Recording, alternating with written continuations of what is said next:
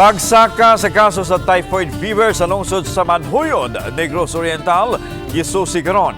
Anong report ni Nico Sereno? Sa talaan sa Provincial Health Office, muabot na sa 33 ka mga kaso sa typhoid fever sa Barangay Tanglad.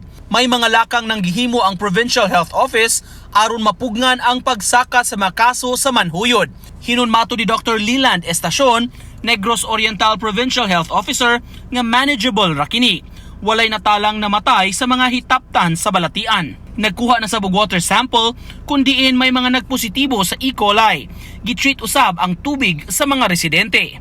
Padayong awhag ni istasyon sa mga tao ang pagsiguro kanunay nga limpyo ang palibot ug dili magpasagad og labay sa ilang hugaw. Itong wala kay sanitary latrine, makontaminate yun ang water. Contaminate sa water, wata kabalo, asara sila mo pupo. So makontaminate ang water nga. Kana nga water unta, for so long, ano man nagigamit nila as drinking water. Pero of course kita nga mga health worker ato na silang gipasinad-andaan nga unsa ka importante nga natay sanitary latrine. Pasabot ni estasyon, dili pa hinuon makonsidera nga outbreak ang mga kaso apan gikinahanglan gihapong imbestigahan pag-ayo.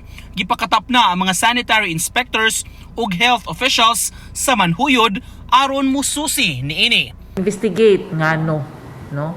Unsa gyud hinungdan ana kay mura sporadic na ron kaayo na napod ana ba nganong umingkang epidemic nagdungan ang tatanan. Pero ngano man ang sporadic, so kinahanglan yun nato i-assess. Uban ni Marlon Melgazo ug Edward Tubilan, Nico Sereno, Balitang Bisdak.